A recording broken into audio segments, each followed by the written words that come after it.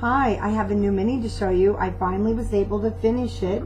I have all of our orders shipped out, so I thought I'd take the time today and finish it since we have it's like a carnival at our park for Labor Day. It's called Hooper Tomato Days. And I do have a booth there, and I wanted to get one more Halloween mini done, so I did get it finished. And this one is called Double Double Toil and Trouble. And there's the cover. Now, the pages are 5.5 by 8, and the cover does measure it's 7 inches wide and 9 inches high.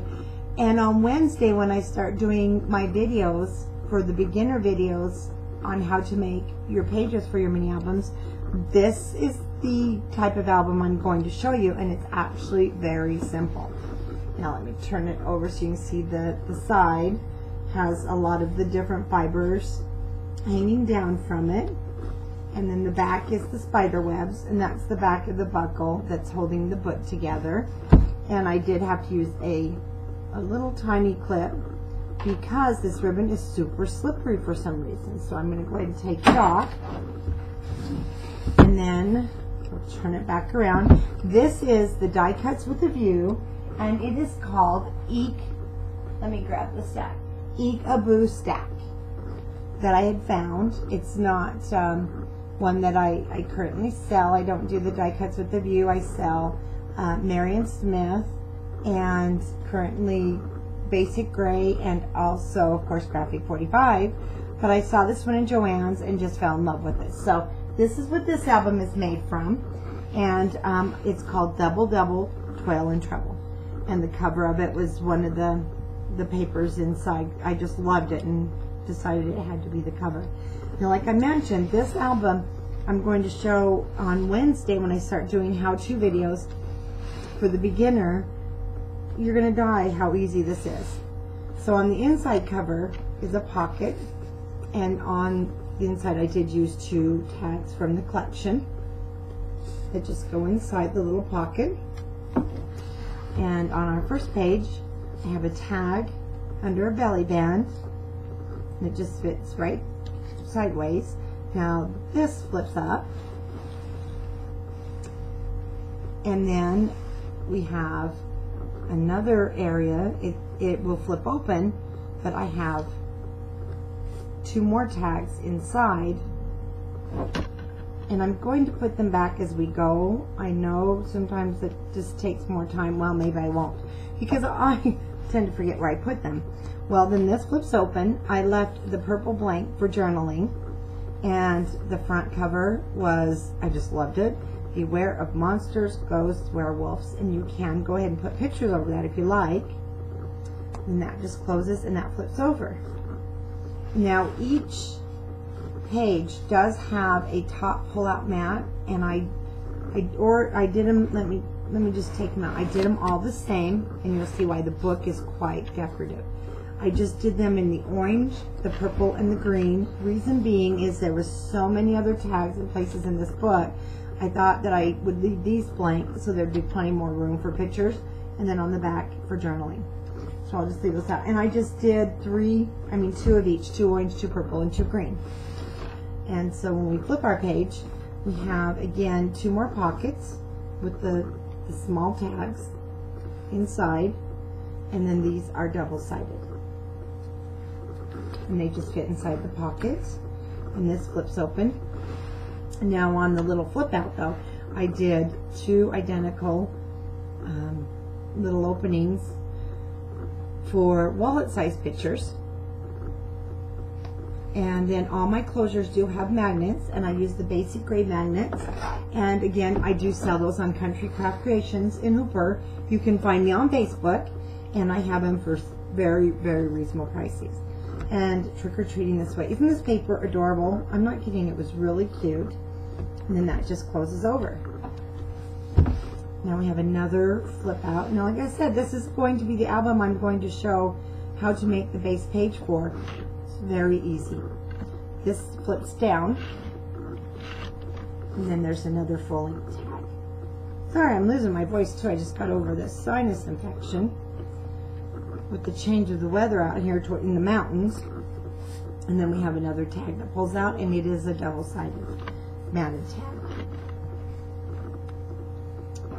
This next page, this has got to be my favorite page with the skeletons. So there's a key and a little flower. It flips open. We have some journaling space here. And then I have another flip up. It's just a folded page, and then I do the magnets with some bling at the top. And on this side, I do have a hidden pocket, a 4x6 with a tag, and then another one on this side with more of a 5x7. Not only does this album have a lot of room for pictures, it's fun and it's very interactive. On the front here is a little pocket with another fold out, and there's pictures. Look, you can get one, there's 3 there and 3, so you've got room for 6 more pictures. Then you have a little pocket where that just sits in. It flips open for another picture, and then you can do a picture on the front, and it also flips down. Now when it flips down, it's another pocket with some small tags from the paper collection, and they just sit inside. And that folds up, that folds over, and then our next page, I said this is such fun paper, is the haunted houses and all the crazy things that go on Halloween night. It flips open, and I made a pocket with 2 more tags. This one is from the collection for journaling, and then another one for your pictures. You can they just sit down in the pocket with some lace that I put on the front, and it closes. And then our next page, it opens, and then it also opens again for lots and lots of room for your pictures. And then our next page is a belly band, and with the photo mat, and it's about a 5x7, so you can get a good full-size picture, and it just sits down in. Oh, one thing I didn't need to show you is I also used the glossy accents. Let me bring it up a little bit more to the camera. I went over a lot of these cute little tags that came with the collections with the glossy accents to make them pop. Same with the bottles. These were inside the collection on the paper, so I glossy accented it to look like there was liquid.